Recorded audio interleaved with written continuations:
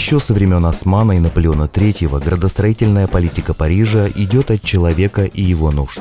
В свое время они поставили на первое место систему компенсаций, гарантируя собственникам возможность продавать свои владения городу по справедливой цене. С тех пор Париж пережил две масштабные кампании реновации и расширения городских границ в начале и середине 20 века, а с наступлением 21-го столетия переживает третью – план развития Большого Парижа. Но принцип равенства, а в данном случае равенство территорий, остается базовой категорией французской национальной и городской политики под общим названием «Politique de la ville».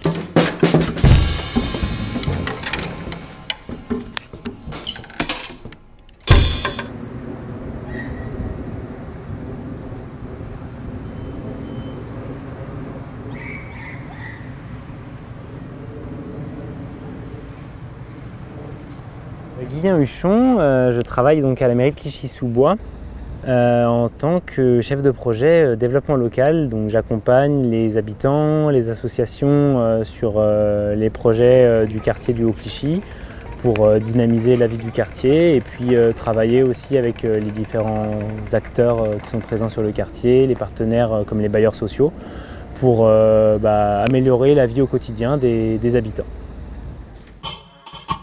Клиши-су-Буа – один из тех пригородов, что образовались вокруг Парижа в 60-е годы, когда страна переживала мощную индустриализацию. Но последовавший за индустриализацией кризис лишил многих людей работы. В итоге территория пришла в упадок, а слабая транспортная доступность, преобладание жилой функции и бедность только усугубили это. Сегодня Клиши является одной из приоритетных территорий, где реализуется программа Politique de la ville, нацеленная на поднятие уровня и качества жизни населения.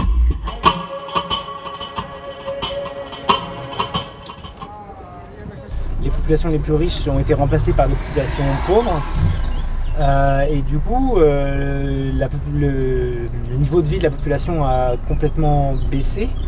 Et ce qui s'est passé, c'est que les charges n'ont plus été payées au bout d'un moment parce que les gens n'avaient plus les possibilités financières de payer les charges. Donc les parties communes sont dégradées, c'est-à-dire les ascenseurs, les cages d'escalier, les halls. Il y a eu beaucoup plus de chômage aussi au fur et à mesure parce que les populations qui étaient employées quittaient la ville. Et ce qui a conduit à la dégradation à très grande vitesse des bâtiments.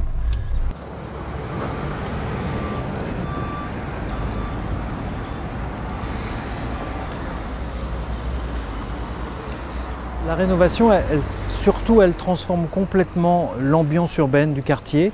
On passe vraiment d'un grand ensemble où les gens vivent dans des tours, dans des grandes barres d'immeubles, avec peu d'espace public, des grands espaces extérieurs qui sont complètement, qui flottent un peu dans le quartier. On a complètement transformé ce quartier par des petits bâtiments, vraiment des petits squares qu'on a recréés un peu partout, de l'espace public un peu partout. Des équipements en pied d'immeuble, des commerces en pied d'immeuble qui permettent de vivre dans un quartier complètement différent, qui est plus agréable à vivre. Et puis les gens aussi dans leurs bâtiments, ils sont dans des petits bâtiments, il n'y a plus besoin d'ascenseur parce qu'il n'y a pas beaucoup d'étages. Parfois on est dans des petites maisons aussi, on a construit des maisons, donc on peut être dans une petite maison avec un petit jardin. Et donc son cadre de vie est complètement transformé et beaucoup plus agréable.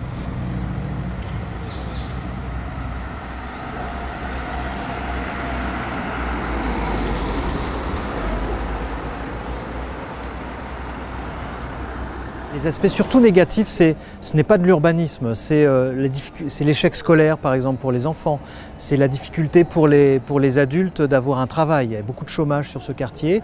Et il y a aussi un sentiment, comme on est sur un quartier de migrants, qu'on est exclu de la société française, qu'on n'est pas complètement bien intégré, que ici entre nous, entre communautés, ça se passe bien, le vivre ensemble ça se passe bien, mais que finalement la société française dans laquelle on vit ne nous accepte pas complètement. Et donc il y a une espèce de sentiment de rejet qui là aussi sur le plan psychologique est assez négatif et pèse sur les habitants.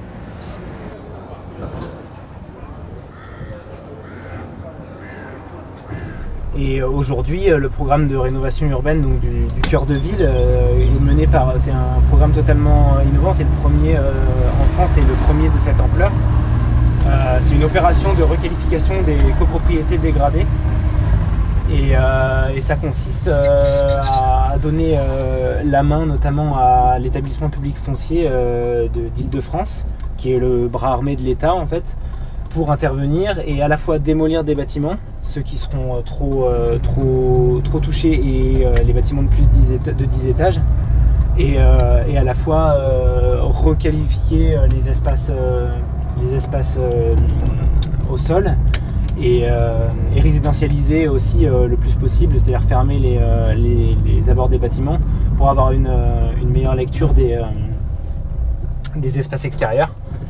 Et donc c'est un programme qui va durer sur plus de 15 ans, avec des démolitions, des rues qui vont être supprimées, d'autres ouvertes, l'espace va complètement changer.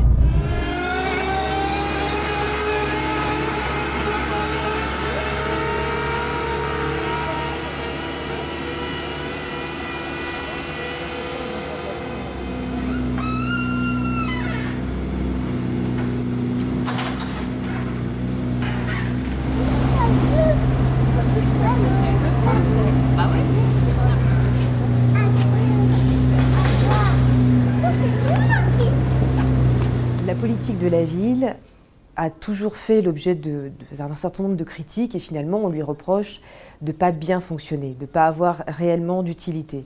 On considère finalement qu'on déploie beaucoup de moyens pour un résultat qui est quasi nul puisque la situation dans les quartiers n'évolue pas, en tout cas n'évolue pas favorablement. Ce qu'on oublie très souvent de dire, c'est qu'on fait toujours une photographie de la situation dans les quartiers prioritaires à un moment donné. Et cette photographie, elle empêche finalement d'avoir une vision beaucoup plus dynamique de la situation et de voir notamment finalement toutes les populations qui quittent le quartier. Et ce qu'on sait, c'est que très souvent, lorsqu'on a des parcours d'évolution positive, des gens qui progressent en matière d'emploi, parfois aussi des réussites scolaires particulièrement intéressantes, on va peut-être être sur des familles qui vont quitter le quartier et qui vont être remplacées par des familles, par des individus qui sont de nouveau en situation très très précaire.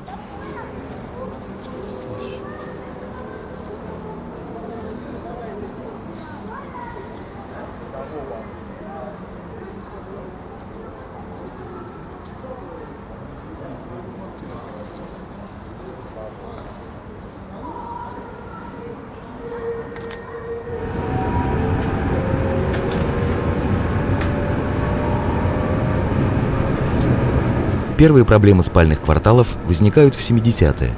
В ответ на это правительство формирует политику повышения качества жизни и запускает программы по развитию образования и социальной сферы.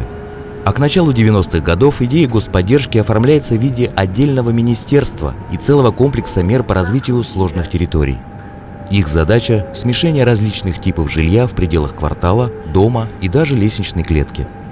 Особое место уделяется так называемому социальному жилью, принадлежащему государству и предназначенному для малоимущих слоев населения. И согласно сегодняшнему законодательству, все крупные коммуны в Иль-де-Франс обязаны иметь 20% такого жилья от общего жилого фонда.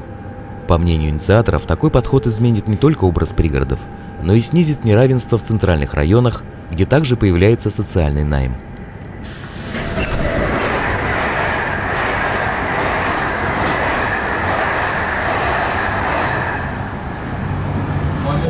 На русском я не могу, но на французском это можно.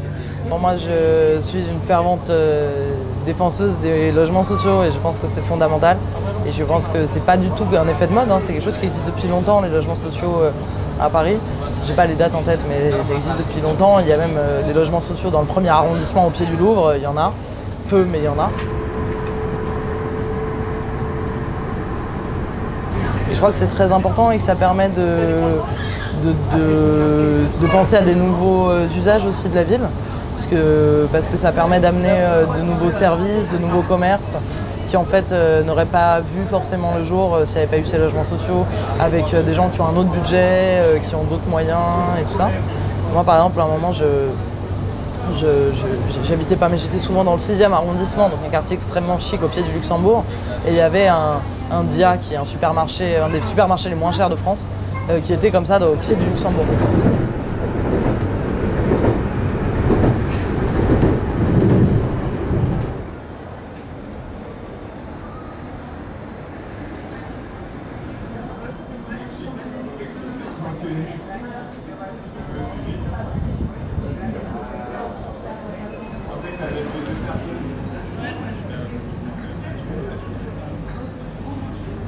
Paris, il y a des logements sociaux et par exemple ici, cet immeuble-là, c'est un immeuble social et on accueille des gens de cet immeuble. On fait souvent aussi des repas de voisins, c'est-à-dire des repas gratuits à leur intention, mais également à l'intention de tous les immeubles sociaux de l'arrondissement.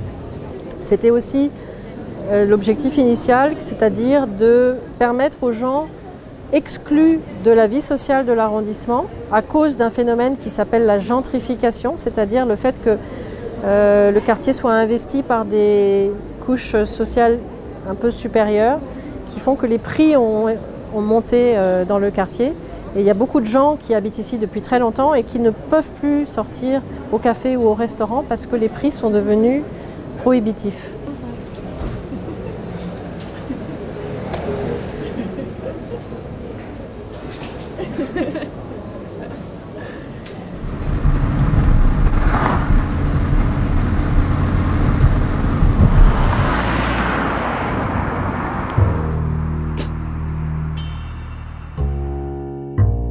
Монтрёй – один из самых близко расположенных к бульвару периферик восточных пригородов.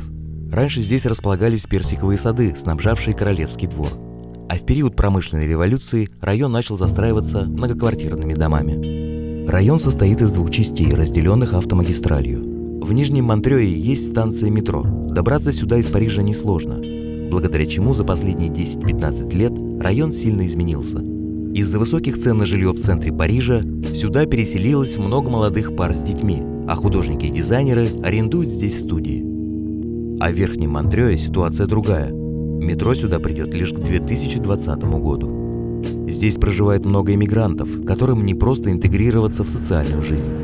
Однако ассоциации местных жителей активно налаживают межкультурные связи. C'est une particularité aussi, c'est que c'est une ville où il y a une immigration de première ou deuxième, voire troisième génération extrêmement forte, notamment une immigration malienne. Montreuil, c'est la deuxième ville malienne au monde après Bamako. Deuxième ville où il y a le plus grand nombre de Maliens. C'est là où c'est intéressant, c'est que c'est une ville qui est vraiment en même temps un symbole de gentrification, mais ce qu'on reproche souvent à la gentrification, c'est qu'elle va mettre de côté la population qui habitait là avant. Et c'est souvent ce qui se passe, il y a un phénomène de remplacement dans la gentrification, alors qu'à Montreuil, finalement pas tant que ça, et qu'il y a plutôt, je dirais, une cohabitation qui existe et qui est plutôt heureuse, d'après ce qui me semble, et avec énormément d'initiatives associatives notamment. Voilà. On va pouvoir danser un petit peu. Tu veux pas le mettre de côté? Ça c'est clair. Ah non, je pensais en bas.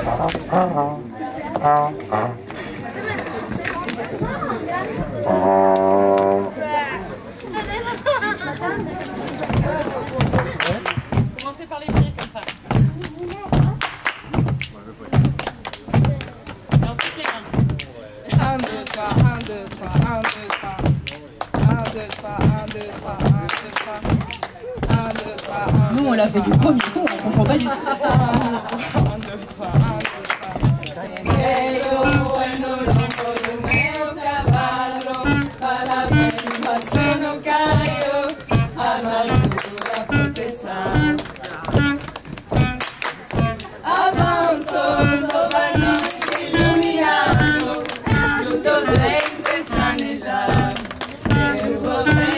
Moi j'habite dans le bas Montreuil et je travaille dans le haut, donc je me rends un peu compte des deux. Et il y a vraiment une frontière au niveau du métro mairie de Montreuil. Ça veut dire qu'il y a vraiment deux populations très différentes qui se mélangent pas toujours, pas tant que ça. Et par exemple dans le bas Montreuil il y a plein de commerces, le cinéma, la piscine, les magasins, les cafés, les magasins bio, etc. Et en haut il y a des cités, ça fait un peu cliché mais bon, des cités, des bars où il n'y a que des hommes, des supermarchés et des kebabs, pour résumer. Et c'est pour ça que ce café associatif existe aussi. Par exemple, des fois, on essaie de faire des choses pour réunir les gens, mais il va y avoir la communauté africaine, la communauté française qui habite là depuis longtemps, la communauté maghrébine, portugaises qui ne vont pas forcément se mélanger. Et si nous, comme on est une association qui donnons des cours à des Maliens, des Marocaines, etc., on peut amener aussi des gens. Et je trouve que c'est pas mal aussi ça de pouvoir se... Mais je pense que ça prend du temps, parce que l'esprit café, c'est aussi un esprit peut-être des fois très occidental, d'aller au café, de se reposer et de rien faire de toute la journée. Enfin, de juste discuter, écouter de la musique.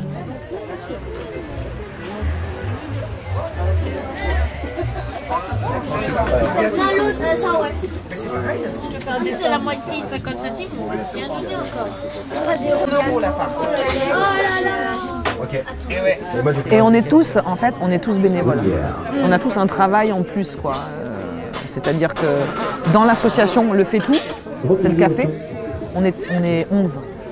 On est 11 et on est tous bénévoles et on fait tout ça en plus de notre travail. C'est beaucoup, beaucoup de travail en fait. Kader. Pendant 17 ans, c'était un terrain vague. Il n'y avait rien dessus, quoi. Donc ils ont fait tout le défrichage en avril, je crois. En avril, ils ont fait le défrichage du terrain. Voilà, donc c'est devenu comme ça. Nous, on a posé le container. On a mis les tentes là.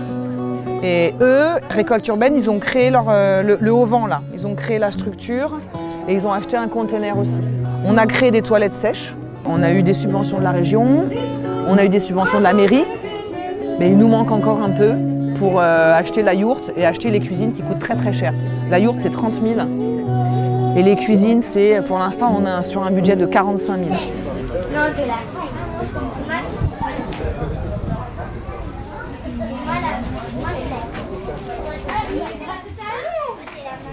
Si je suis pessimiste, le futur, ce sera que les populations plus pauvres de cette zone-là, ils vont être repoussés encore plus loin, tout simplement par l'effet économique, qui ne seront plus là. Tout ce qui se construit et les changements qu'il y a sont pour des classes bourgeoises avec beaucoup plus de moyens.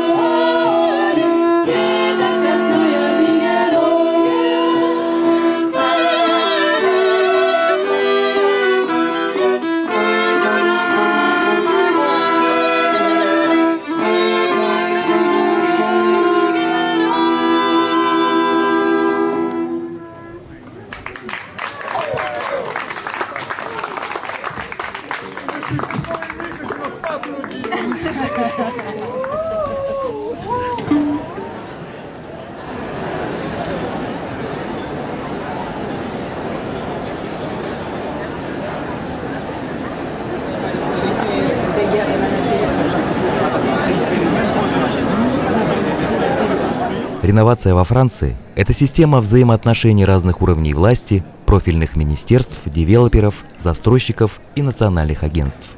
Начиная с 2003 года за реновацию отвечает Национальное агентство АНРУ. Его цель – обновить 500 районов типовой жилой застройки по всей Франции, а также создать рабочие места и повысить качество придомовых территорий. А в 2014 году правительство принимает решение запустить новую национальную программу реновации для еще 200 приоритетных кварталов. 59 из них расположены в границах Большого Парижа. Effectivement, aujourd'hui, lorsqu'on engage les projets, en tous les cas sur les quartiers sur lesquels nous ne sommes pas encore intervenus, on a très souvent une très grande majorité de logements sociaux, de logements locatifs sociaux appartenant à des organismes publics. Et comme je vous le disais, l'objectif c'est d'arriver à diversifier l'habitat pour diversifier les populations qui habitent dans ces quartiers et rompre avec ce que certains appellent des ghettos. Donc pour rompre avec cette logique du ghetto, il faut à la fois qu'on puisse démolir du logement social pour libérer des emplacements permettant d'accueillir d'autres types de logements, des logements qu'on appelle en locatif libre, c'est-à-dire avec des loyers plus élevés permettant d'accueillir une autre population, et surtout des logements en accession à la propriété, des logements privés qui permettent également d'accueillir une nouvelle population.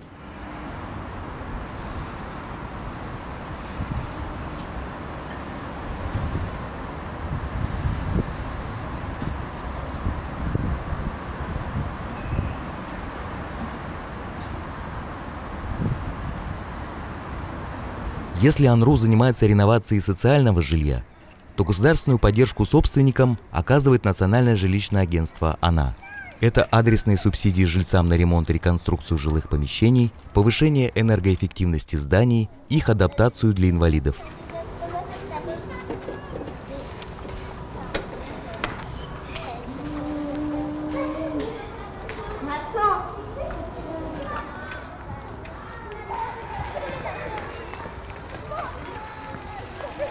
Intervenir sur l'habitat social public, les HLM comme on dit, mais aussi sur le parc privé, et ça il n'y a que l'ANA qui sait le faire et qui peut le faire. Donc nous articulons, on travaille ensemble avec l'ANRU pour travailler au redressement global de ces quartiers.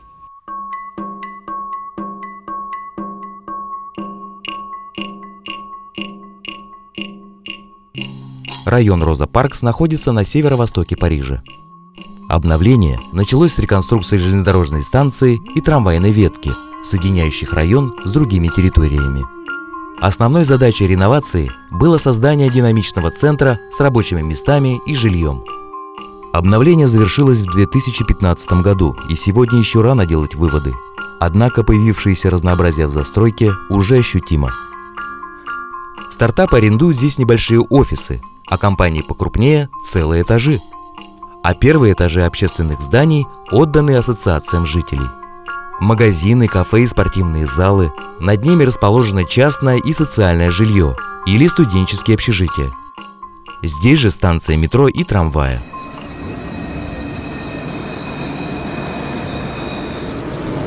Rosa Parks, je pense que moi je trouve que d'un point de vue de la forme, ça a été assez bien fait. Je trouve que c'est plutôt assez réussi. Après, c'est comme tous les quartiers, il faut voir aussi à l'usage et voir comment ça va s'implanter, même au niveau des commerces, au niveau de la cohabitation entre les commerces, les habitations, les bureaux, les espaces publics. Mais je pense que ça a été relativement bien pensé et qu'on a aussi dépensé autant d'énergie à bien le penser parce qu'on reste dans Paris.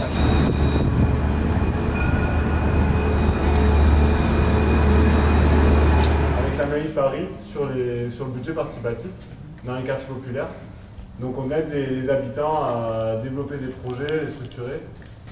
Ils ont voulu créer une rénovation de l'Est parisien, mais en même temps que la projection du Grand Paris. Donc c'est pour rééquilibrer un peu les types de population. Souvent il y a un gros effort de la construction, mais pas forcément de participation des gens qui voient passer les choses un peu de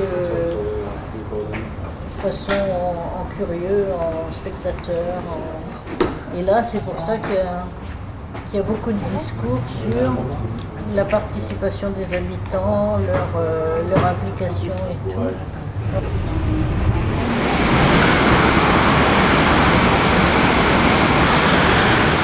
Je trouve qu'il y a une très grande mode, en tout cas ici en France, de faire appel aux citoyens pour dessiner leurs espaces.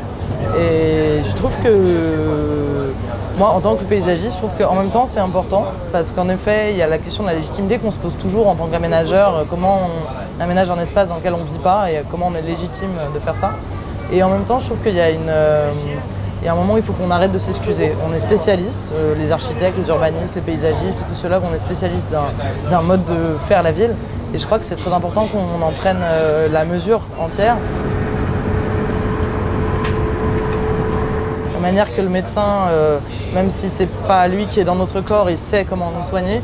Je crois qu'aussi il faut un peu faire confiance aux professionnels du métier, et même s'il faut construire ensemble. Mais le problème des riverains, c'est qu'ils vont quand même souvent penser à ce qu'il y a en bas de chez eux, ce qui aménage leur vie personnelle à eux, et non pas ce qui peut aménager la vie des autres, et surtout pas la vie dans 20 ans, mais la vie de leur quotidien à eux.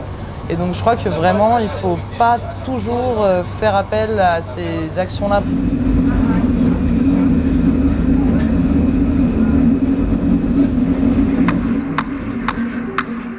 Сен-Дени примыкает к бульвару Периферик с севера. Здесь похоронены представители королевских династий Франции. А в XIX веке Сен-Дени становится важным промышленным центром, частью так называемого Красного пояса. Но экономический кризис 70-х и 80-х годов прошлого века сильно ударил по пригороду, который зависел от тяжелой промышленности. Сегодня сразу несколько кварталов Сен-Дени попадают под государственные программы городского развития.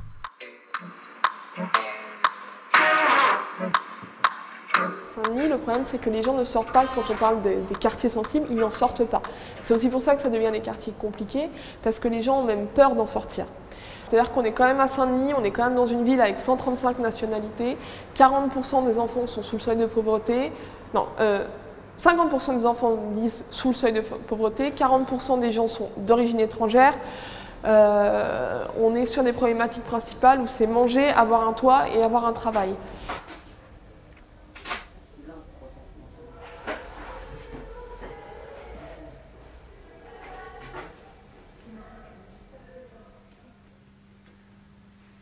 Quelqu'un qui aime bien l'idée de la politique de la ville, mais qui trouve que la politique de la ville a régressé. Elle est devenue plus institutionnelle, disons. Elle s'occupe plus du travail social que de véritablement penser la ville ensemble. Ça, c'est une certitude. C'est-à-dire que la politique de la ville, elle vient, comment on peut dire, améliorer la situation. De ce que l'on fabrique à grand... Vous avez vu le quartier qu'on a fait à côté, là? Bon, c'est peut-être pas tout à fait ce qu'on pourrait appeler un quartier convaincant.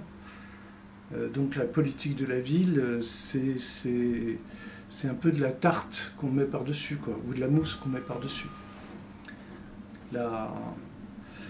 Créer la ville, développer la ville, ça devrait être beaucoup plus énergique que ça.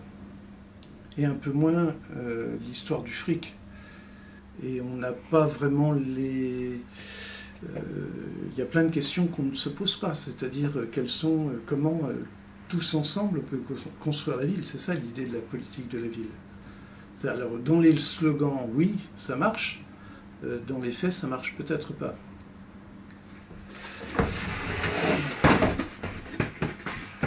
Ça s'appelle de la liberté toute fraîche.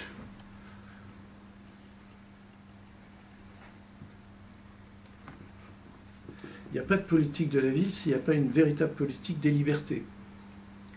Et aujourd'hui, il n'y a pas vraiment une politique des libertés. Vous savez, la liberté, c'est quoi? C'est que chacun puisse vivre sa vie comme se développer sans avoir forcément besoin de l'État ou sans forcément être obligé de payer pour vivre, ce qui est le cas aujourd'hui.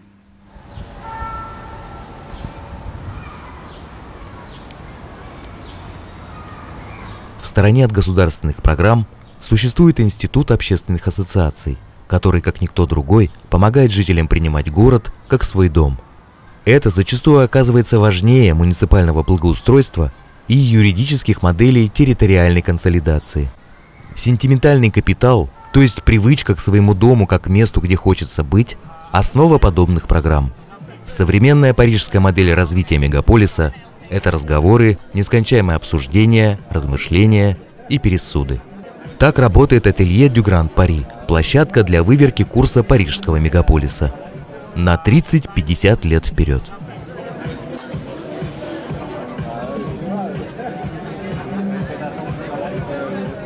C'est très bien que le fait de ne pas se sentir chez soi, c'est un facteur qui va conduire finalement à une détérioration plus grande du quartier. on a un certain nombre de familles qui sont dans les quartiers qui n'ont déjà pas forcément choisi d'y être. Donc il faut impérativement agir pour qu'elles se sentent malgré tout chez elles et qu'elles se sentent bien chez elles. Donc il y a un certain nombre de dispositifs qu'on a mis en place. On a par exemple ce qui s'appelle la résidentialisation. Alors c'est un concept un peu particulier, mais qui vise vraiment à s'approprier son cadre de vie à travers toute une série d'aménagements.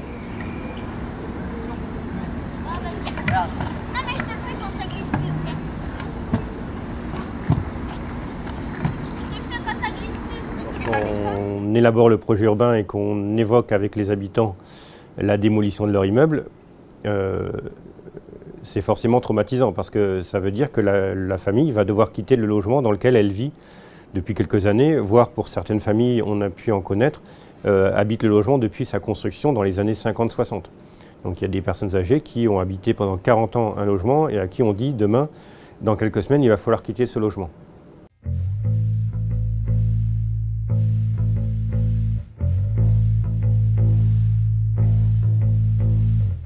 Жилой комплекс Пабло Пикассо расположен в районе Нантер, сразу за деловым центром Дефанс на северо-западе Парижа.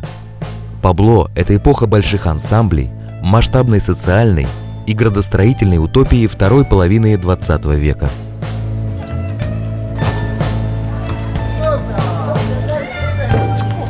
Vous voyez cette tour, au 15e étage, je suis là depuis 20 ans. Franchement ici c'est bien, il n'y a pas de soucis. On dit tout le monde c'est un quartier chaud, mais non, c'est pas un quartier chaud. Il faut habiter ici à Pablo, on est cool. Par contre, personne veut livrer. Pourquoi? Parce qu'à la télé, beaucoup d'émissions passent à la télé en disant Pablo, Pablo, Pablo. Non, Pablo, je sais pas, moi j'aime bien Pablo. La preuve, je joue avec des enfants.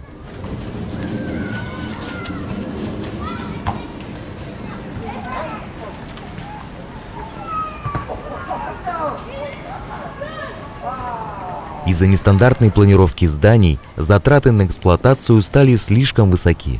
И в планах правительства провести реконструкцию района в 2018 году.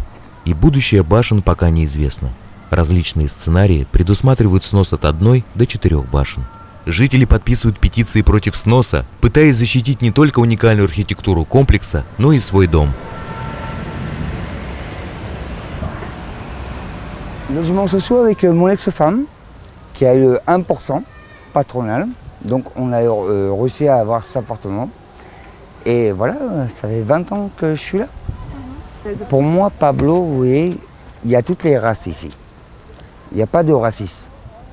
Moi j'ai des amis rebeux, j'ai des amis blacks. Il n'y a pas de racisme. On s'aide. On est serré comme... Vous voyez ce que je veux dire? Le signe là? On s'aide tous. T'as un problème, j'ai un problème, on s'aide. Je peux pas répondre mieux. Nous, on fait nos propres associations. On n'attend pas la mairie, nanana, pour qu'ils nous aident. On fait, nous, nos propres associations. C'est ce qui nous aide.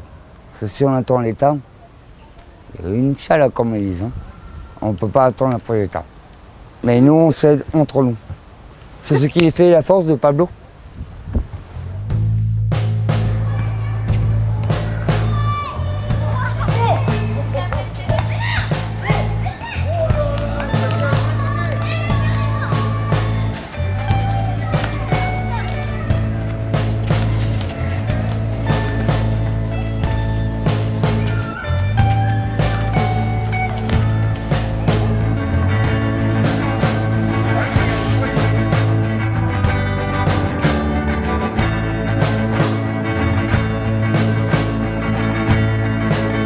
Ah, moi j'adore mon quartier, c'est la cité, on joue au foot, comme dans toutes les cités quoi, on fait ce qu'on a à faire et voilà.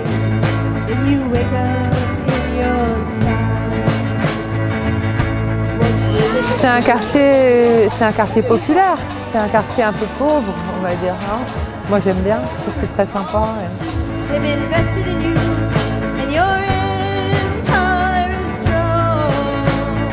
Non, c'est...